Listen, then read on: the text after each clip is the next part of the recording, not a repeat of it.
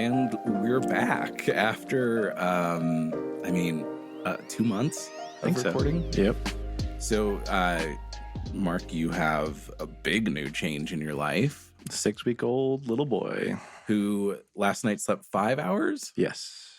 That's huge. It was wonderful. Yep. It reminded me of what life was like before. I'm like, okay, I can do this. Mm-hmm. It gets there eventually. I've learned that. It's been 7 years since we've experienced something like that. So it's been a while. Yeah. Well, and I'm glad that he slept so well last night so that you can actually be present and have more of the fullness of your brain today. Somewhat meaningful conversations. I only had 2 cups of coffee this morning, so that's good. Yeah. Usually it's like 5. Oh, gosh. Maybe we need to do an episode on how caffeine is as much a drug as sugar and cocaine. No, what are you talking about? No. We can put that off for now. Says the guy that has a pour over sitting right next to him. So today we actually planned out a season, which we haven't done, I think, since I think we did it season 1 and season 2, and then things got crazy and we realized we could kind of just get by without planning. And now I think that we've made planning work for us, not be work for us. Yes. And we're releasing 2 episodes a month. Yep. Life is taking us in some pretty fun directions, and we still want to maintain these conversations because I think they're really important. Yeah. And one of the reasons, too, that we have decided to go down to 2 episodes a month rather than every single week is because we really want you to be engaging with the Mayfield Collective, as Mark and I are going to be filming and recording and working on videos for the collective, as some of the time that we were spending on these episodes weekly, and pulling in our staff and other therapists from the community as well. And so I'd highly encourage you to go to the Mayfield Collective and just check out because we have videos from when we were doing video of Candid Conversations and Therapist Invitation. We also have all of the Monday Minute, all available for free. And then on the membership side, we have more, specific and produced trainings and activities, different workshops on, I just did one on the body scan and the butterfly body scan, things that kind of walk you through those activities. And it's growing monthly. And there's new content on the membership side monthly. There's a ton of stuff on the free side. So explore it, use it. But I think there's real richness in the membership side as well. Yeah, absolutely. So, okay, Mark, today we are talking about something called a philosophy of plenty. Not a health, wealth, prosperity gospel. Oh my gosh. No, I didn't even think about that. Ugh. Yeah, I know. We're not talking about Jim Baker here or, Creflo Dollar or whatever. Oh, no. Which I can't believe that's his real name. But no, a philosophy of plenty. Remove all of those concepts from your mind right now. That's not, how would you kind of define the idea of a philosophy of plenty, especially as we talk about emotional and mental health? Well, I'm going to throw a word out and let me know what your response to this word is. Okay. Truth therapist fashion, right? I'm going to put a question back on your question. Yeah, right. I would categorize it in one word: opportunity. Okay. I'm going to do the same thing back to you. What do you mean by opportunity? Well, I think it's something it's interesting. I think a philosophy of plenty is a mindset. Okay. And it has to do with choice and opportunity. Okay. Right. And you can, obviously I'm digging into my philosophical and theoretical foundation. I know I asked an existentialist a philosophical question. Exactly. But I think it's somebody taking a step back and surveying the field, surveying our options, and one of my heroes in the counseling field, William Glasser, says that we are free to choose, but we are not free from the consequences of our choice. Yeah. Right. And I think that's where we get stuck in this philosophical conversation. Okay. is, this philosophy of plenty. People are like, well, I don't have opportunity. Okay. Where are you looking? Now I know there's definitely barriers. I'm not going to, whether it be barriers to emotional opportunity, mental opportunity, financial opportunity, there's definitely barriers. This is not a conversation void of the understanding that privilege exists. Right. Yeah. And there are barriers. Some have less barriers, some have more barriers, but I think the common ground is that we all have barriers. It's recognizing that those barriers are just roadblocks, not blocks. They're barriers on a road. Right. And we figure out how to push through them, plow through them, blow them up, walk around them. But if I'm looking, right now out our window, I can't very easily see the road because we've got barriers. We've got a big old pinyon pine tree. We've got, a bush. I know the road's there and I see, okay, over here, it's a little bit more clear. If I go straight through that bush, it's going to be a lot of work. And I'm not going to, it's going to be painful and it's going to be hard. But if I go around the bush, so it's taking that step back. And I think a lot of people that are struggling and are frustrated need a different perspective. Yeah. It's not discounting the barriers. It's not discounting the work that it's going to take.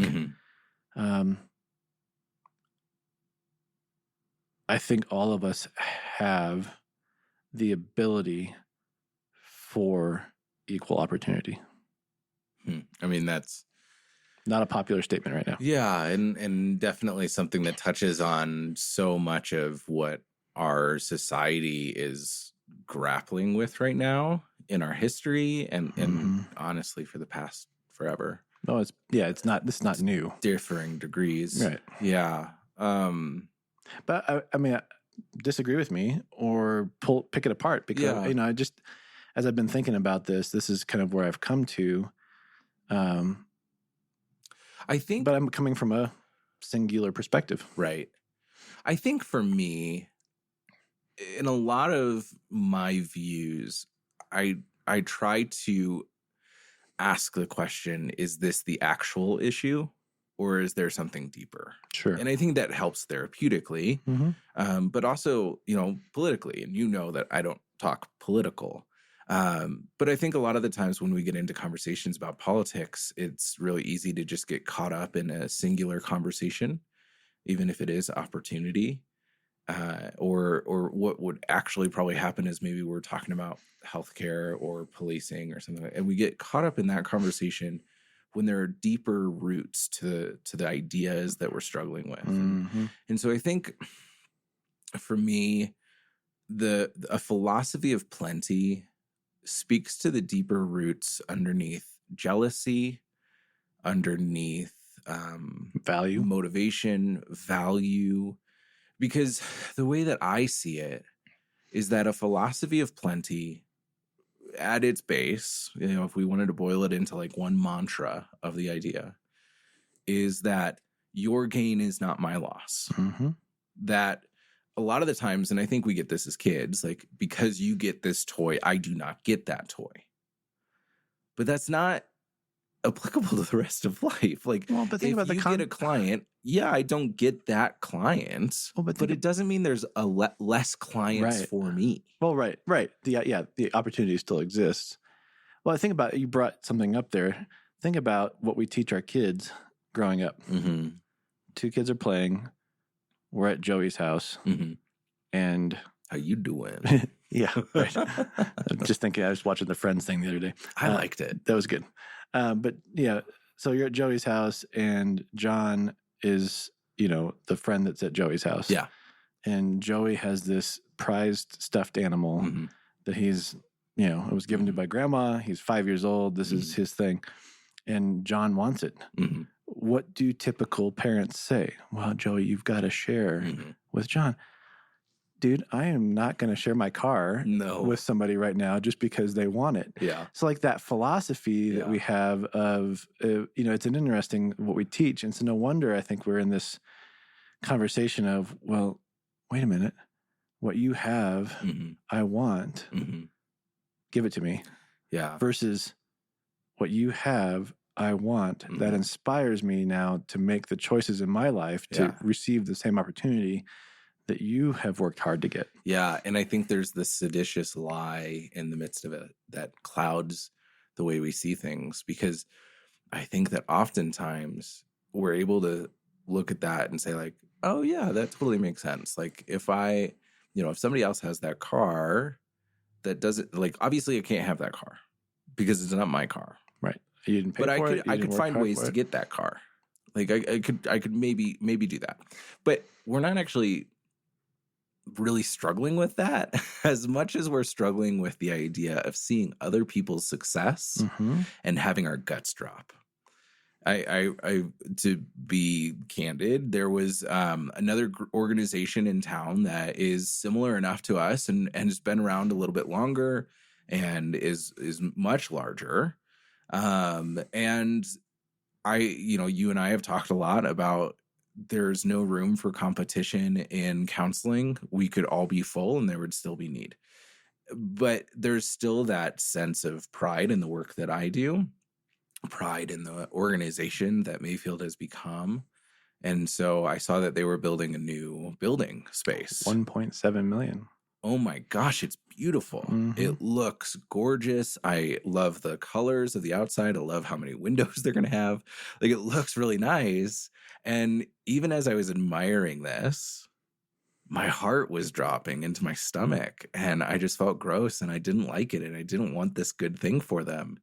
And it was because there's this thought of their success is taking away from my success or my ability to succeed or my opportunity to succeed. Or the reflection of the success that you already have. That's a good one too.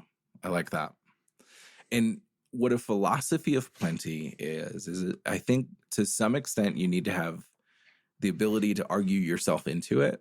You need to have some proof. But I think at a certain point it becomes something that you just need to say, this is what I'm choosing to believe because it's healthier for me and it provides a better space for me to operate.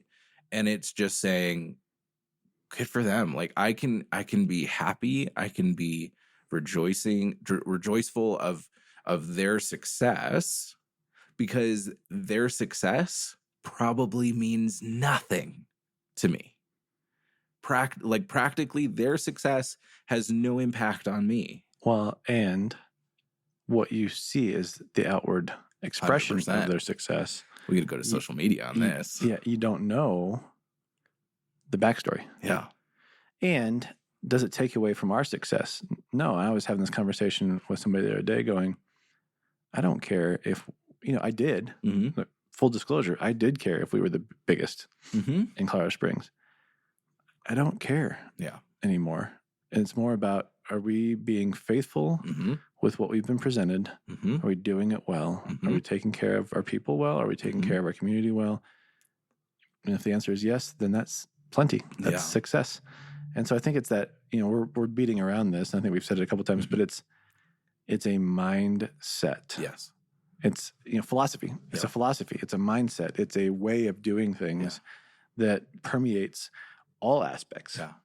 And I think as you adopt this, you might need to make some changes in your interactions with the world. I remember there was a time when I was starting to get into videography and I would get unbelievably discouraged on YouTube because I would see how amazing and how successful some of these YouTubers were in a craft that I longed to be good at.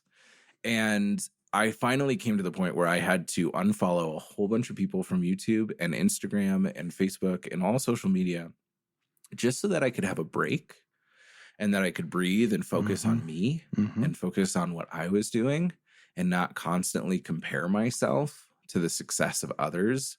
We were getting, 100 listens on our podcast episodes, and these guys were getting thousands every episode without seemingly trying. And that was like acid on my heart and my passion. And so taking a break from that for a time to really adopt this idea and then come back and be able to recognize the change, if I can see that, and I can be like, wow, that's so good for them. Like, I'm so glad that they are having success in what they're doing and it looks like they're having a lot of fun. And also what's really cool is there's some things that I can learn from them and start applying without the ugh. Which is the opportunity. Yeah. Right? I mean, I remember, oh gosh, Sarah and I have been married for 14 years almost. And when we started out, we were on Medicaid, and we were food banks. We were, struggling. And we sat down and we're just like, man, it would be so nice if we made X a month. That would it would feel wonderful. Yeah. We could do this, and this. And I remember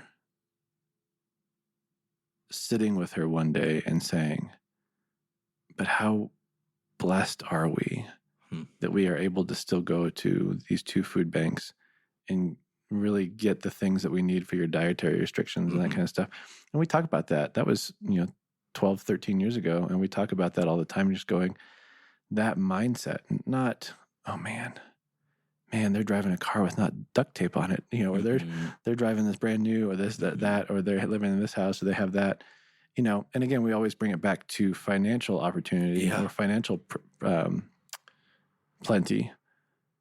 But I can remember even kind of conversations with Sarah about, man, I can't imagine not being on the journey that we're on and being able to work through my own emotional roadblocks and my own mental roadblocks. And man, I wish people knew that they had the opportunity for these things. And we all do. It's, again, just making a different perspective. It's removing the roadblock for somebody else. It's, we're not on the individualistic journeys. We're in this collaboratively. Yeah.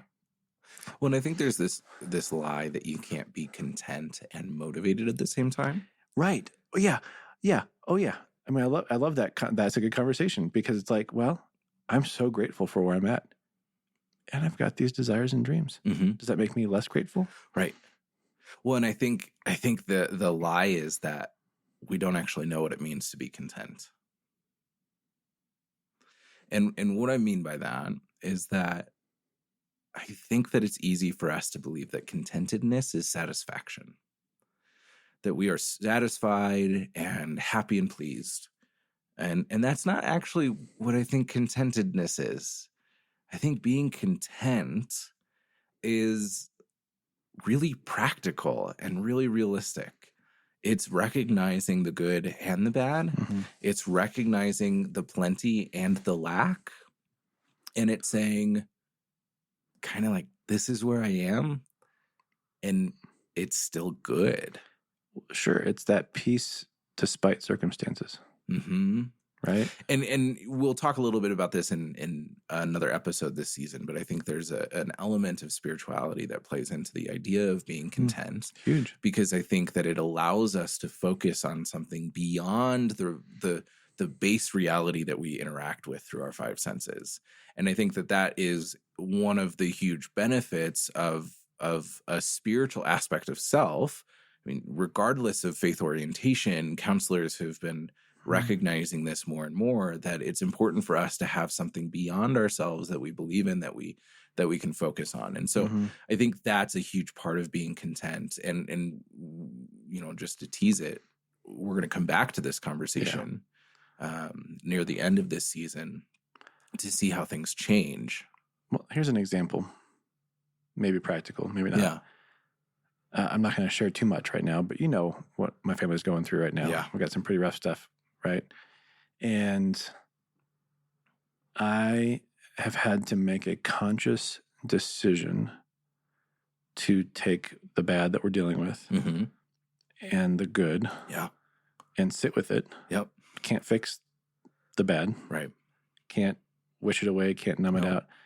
But what I have found is my favorite thing to do right now is to get up after the early morning feeding for our little guy, 5:36, and go sit out on the back patio with a cup of coffee as the sun comes up and just listen to the birds, feel the morning sun, take a deep breath, and that to me is a picture right now of contentment for me. Now, everything swirling around, still there. Yep. But it's the simplicity of the here and now. And we talk about this all the time in therapy, of we can get so caught up in the there and then, the future, the circumstances around us, or we can be grounded to the here and now. And I think you are never anxious about something that's happening at the present moment, because it's a different word. It's a different word, yeah. And I would challenge our listeners, a philosophy of plenty has to be dealt with in the here and now. Mm-hmm. You know, and so I think do you take the time to step back? Do you take the time to engage in just quietness and stillness and reflectiveness? If not, we're going to breeze right past this. You know, we'll be sliding to the next thing.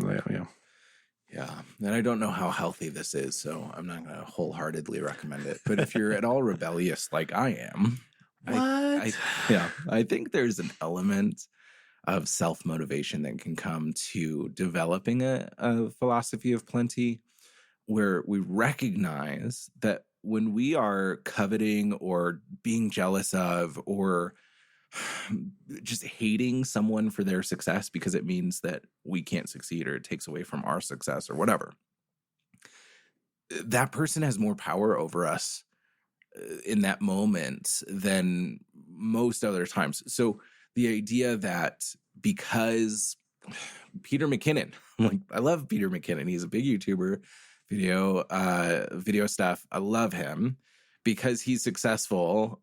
Do I really want him to have the power to ruin my day, to ruin the way that I see the work that I'm doing? Like, do I want his success to take away from some of the really wonderful things that I think we're doing on the collective? No, because then, if it wasn't somebody that I liked, let's say it's an enemy, somebody that I think just has a really nasty spirit about them, and they're succeeding. Like, do I really want that person to have power over me in that way? And if not, then this is a really wonderful way to hold power over them in my mind. Yep. And then when we come to the philosophy of plenty, I can go to someone like Peter McKinnon, who I respect and admire, and I can be really thrilled about his success and also understand that he is far more skilled than I am, and that there's still so much I could learn from his success and even his failures. And that the person that has a nasty spirit, maybe there's something I can learn too. Maybe there's some pitfalls. Maybe there's some little tricks that I'm able to learn and adopt that I would have ignored completely because I was holding so much animosity.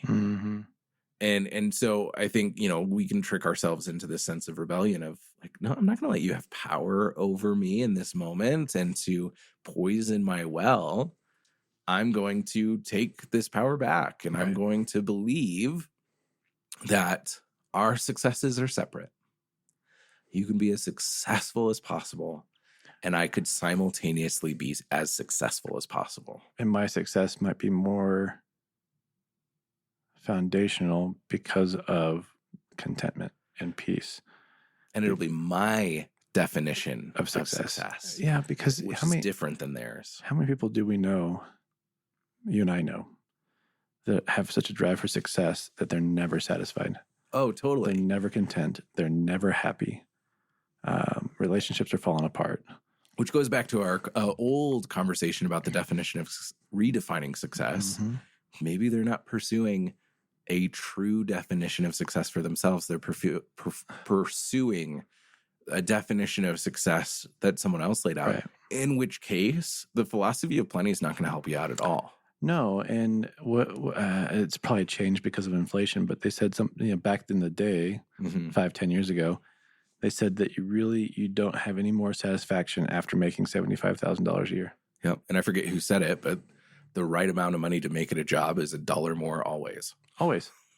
Yeah, I'm not happy. I want $1 more. Yeah. Like, it doesn't stop. And it's because we're pursuing the wrong things, which again, like another conversation that we've had and probably will have, where if that's what we're working with, maybe that's a root issue that this idea isn't even going to solve that. No, it's deeper than that in a lot of ways. And I think if you have a good definition of success that is yours and yours alone, it makes this idea of a philosophy of plenty so much easier, because then you can look at that building that's being built, that did you say 1.7 million? I mean, it looks really nice. I can look at that and then I can turn it, and I'm really proud to say this is what I did. I can look at that, feel the gut reaction, and then I can turn back to, yes, and I have this really beautiful studio where I'm given the freedom to be able to conceptualize and come up with ideas and do all of this. And they don't have a studio. Well, even regardless of that, I I did think that, and it helped, but there wasn't an element of I needed to think that either. No. It was just like, and this is good. Yeah. And also they don't have that. That makes me feel better. But I think it's so meaningful to know where you belong.